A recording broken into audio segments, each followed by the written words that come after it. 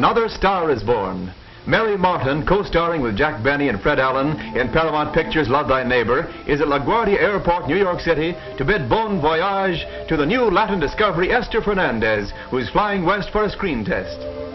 TWA announces the departure of the Super Sky Chief Stratoliner for Chicago, Kansas City, Albuquerque, and Los Angeles. Gate number 3. All aboard, please. In a few short years, the travel habits of millions of women have changed to this comfortable and smooth mode of transportation, just as their modes of dress have shifted from the uncomfortable bustle and hobbled skirts of yesterday. Day and night, these mighty ships of commerce ply the air lanes from Atlantic to Pacific, spanning the nation in 15 hours. Up, high up into the substratosphere rises the 45-ton TWA Stratoliner. On into a night sky, the big silver liner speeds swiftly over sleeping villages and great cities. Dawn finds our air voyagers flying over the Texas Panhandle and the colorful mesas of New Mexico. It's a fairyland of tumbling castles far above where the raindrops form. Bridging the horizons in 7-league boots, our passengers ride comfortably in altitude-conditioned cabins. Let's take a peek in the Stratoliner and see how our passenger is doing. Why, of course, like every woman, she's taking a last look in the mirrors of the Stratoliner's charm room. Bienvenido, buenos dias, señorita. She is trimly tailored in a Cyril Johnson covert cloth suit. Met by Dee Lawrence, fashion editor of Paramount, Esther is told she is to get off her plane and act in a location picture with 4 other studio players, just now landing from Hollywood. First is lovely Martha O'Driscoll of screen and radio fame. Margaret Hayes from the New York stage in Hollywood is next, while pretty Virginia Dale follows and waves to movie fans gathered at the airport.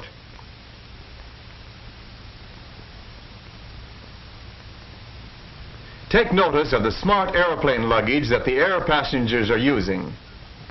It's Halliburton luggage, especially travel tested by TWA for air passengers. Metal alloys make for light weight and durability. As the baggage is unloaded, we hear a rhythmic chant. A group of Pueblo Indians who are to appear with Esther in the screen test beat out a buffalo dance, while a bronzed young brave stamps out the ancient hunting steps of the Navajos. His bow and arrow marks the cadence as he flourishes them in the dance.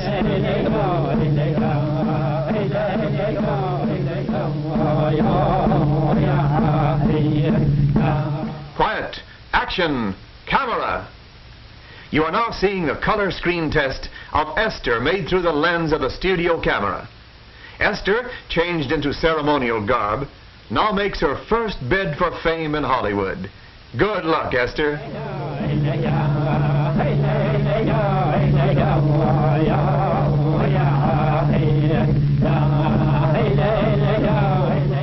In the meantime, let's visit Isleta Pueblo with Margaret Hayes and Virginia Dale, who have some spare time for sightseeing. Virginia wears a desert blue reefer coat cut in the casual style. Margaret's adobe tan top coat, tossed carelessly over her shoulder, blends with the crumbling adobe ruins. 1 little, 2 little, 3 little Indian girls. Perhaps your garments were inspired by the rich colorings worn by these Indian women. Margaret next meets Louise Abeta, pretty Indian girl who has written a children's book illustrated beautifully by an Indian artist friend.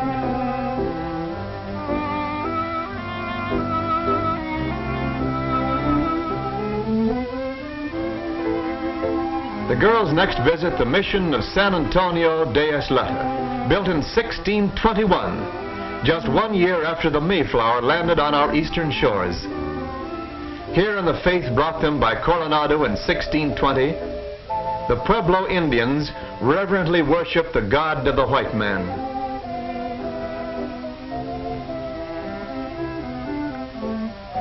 Margaret and Virginia keep a dinner engagement in Albuquerque at the Alvarado. Margaret wears a flowered evening dress of crown-tested rayon, topped off with a white fox short jacket. Virginia wears a two-toned cactus green dinner gown with an evening wrap of Russian lynx.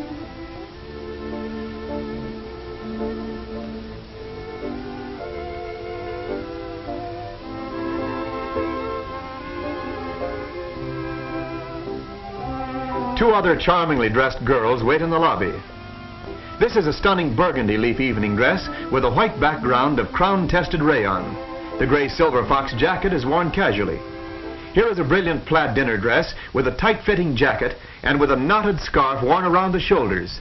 Note how pockets are outlined in the same jersey material as the skirt. The four Paramount girls and Miss Lawrence were given a big surprise. The studio gave them a week's vacation, so here they are in a Stratoliner flying to Phoenix, Arizona. TWA planes bring new speed, new service to all America. Indispensable in peace, invaluable in war. City of Acoma, oldest continuously inhabited city in the United States, is perched high on a mesa. Huts of adobe huddle in protection against the elements. From our armchair seat in the sky, we see Arizona's famous Valley of the Sun at Phoenix. Camelback Mountain is outlined on the horizon, while below appears Camelback Inn, where the girls will soon be sun-lazing. Natural desert backgrounds blend perfectly with the original landscaping of the inn, one of the most beautiful of more than a score of resort hotels in the Phoenix Sun Country, where thousands of vacationists relax and find new frontiers of fun. Well, where are the girls? Yippee, ride 'em, cowboy! Could one of our girls be in that station wagon? Why, it's Virginia in frontier costume. The ranch foreman gives her a hearty Western welcome. How about a breakfast ride tomorrow, says he. It's a date, says she. Margaret and Esther explore the grounds in their dresses of Celanese rayon. Esther's jersey casual dress of two-tone desert sand is nicely balanced with embroidered pockets. Margaret's jersey casual is two-tone cactus green with soft embroidery around the yoke. The grounds of our resort are studded with wild cactus. Martha wears a stop red station wagon coat that accompanies a vacation mood. Underneath, a blue gabardine slack suit makes a colorful contrast. Sunrise on the desert as the girls awake early for their breakfast ride. Orange, gold, and purple tints flood the morning sky.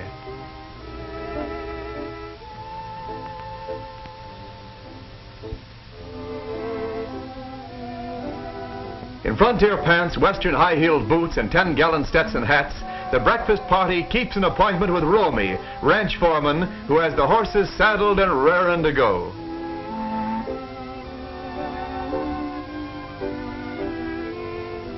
Fashion makes way for comfort in Western clothes.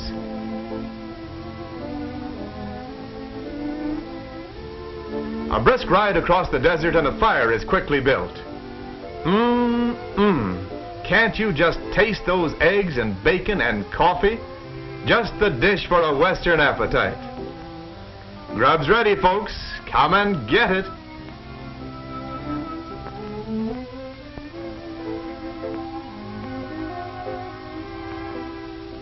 Here you find the friendliest people on earth. It must be the desert air.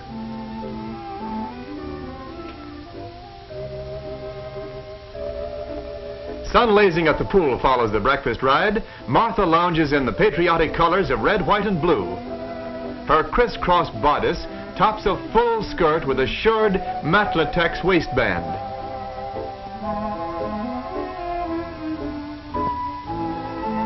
Esther's blue and red floral bathing suit is a three-piece costume. Virginia, with the red, white, and blue dressmaker play suit, just as fashionable for a dip in the pool.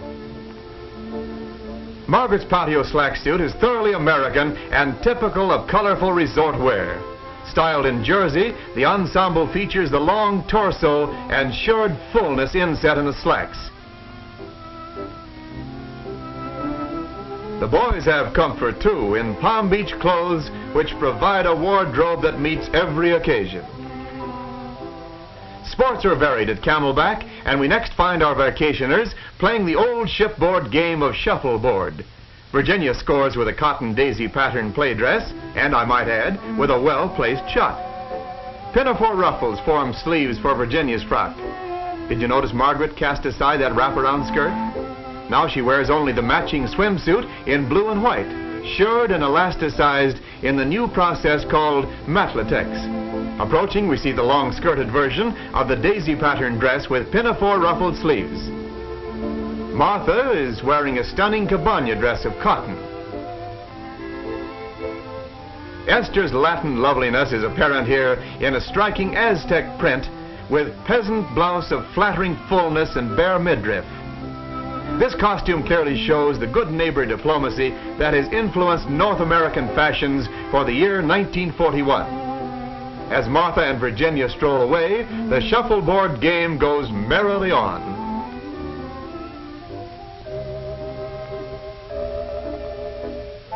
During the cocktail hour, Margaret appears in a sophisticated sheer night blue dress with white yoke embroidered with beaded daisies and edged with perky white piqué. Appropriate for the cocktail hour is the double-breasted Palm Beach jacket and gray-blue trousers.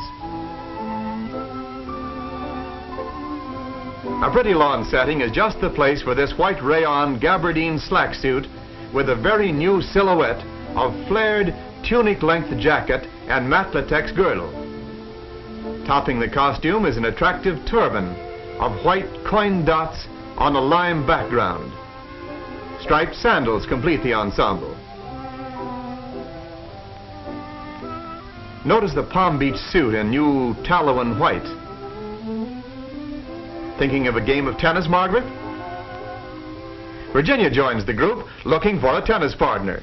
She's smartly attired in a two-piece white gabardine playsuit with detachable skirt and matching shoes.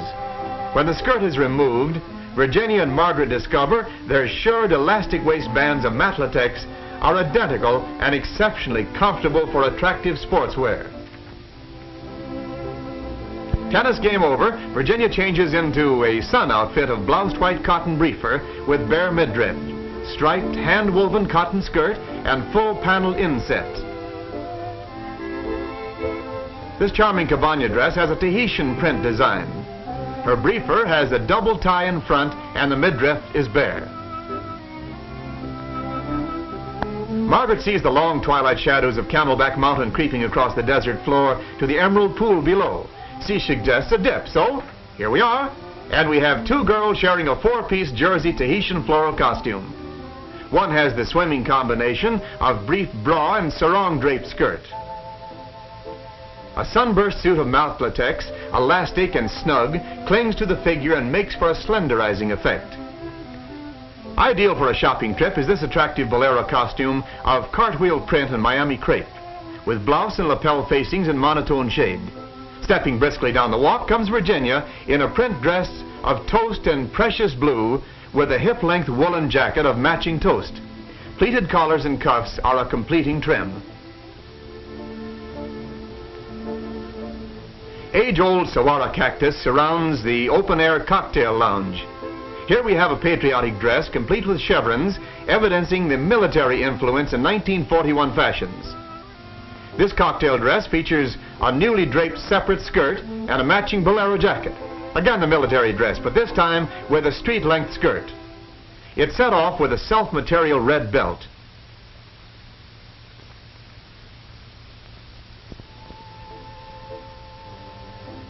Well, doesn't he look comfortable?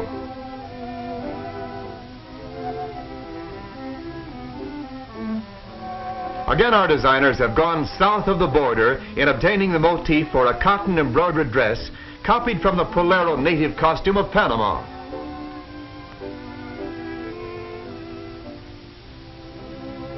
And so reluctantly our girls leave the sun country. Miss Vera Logsden, veteran TWA hostess, steps primly in the newest of Sky Girl uniforms of stratosphere blue.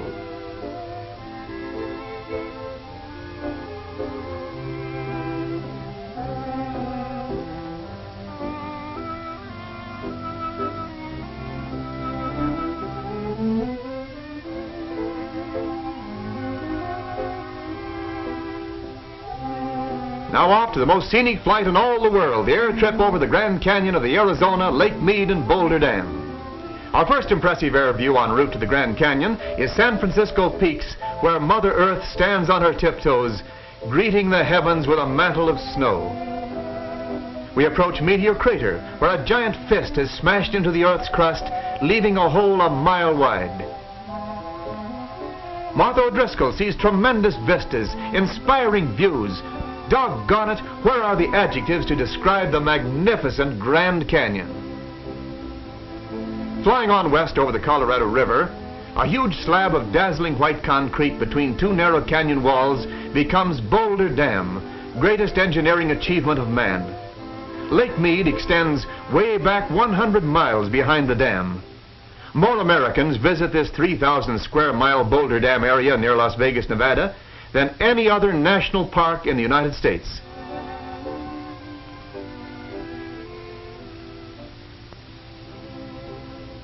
Winding highways curl and twist their way on the canyon sides. Here is provided inspiration and pride for all Americans to share. We land at Boulder City Airport, only 7 miles from Lake Mead and Boulder Dam. Two most pleasing costumes on our trip were seen at the dock at Lake Mead before boarding the motorboat for a sightseeing ride. This is a tropical red-tailored suit with full English drape and new long-length coat. The newest in sports shoes are Joyce Coolies. This pretty brunette is dressed in a misty blue reefer with red coolies to match. A fast cruiser takes us for a ride on the placid waters of Lake Mead, leaving behind a highway on water as our wake ripples away in the distance. The shores are rimmed by desert mountains, but here and there an island has been formed. Cathedral Rock is a chalk cliff that stands alone in isolated beauty. So we take off from Boulder City, heading towards Los Angeles on the last stage of our grand air trip and vacation. The girls are reminded that horizons in the air, like fashion horizons, are reached only to reappear again and again. As Tennyson said nearly a century ago, "For we dipped into the future, far as human eye can see, saw the vision of the world and all the wonder that would be. Saw the heavens fill with commerce, argosies of magic sails, pilots of the purple twilight, dropping down with costly bales."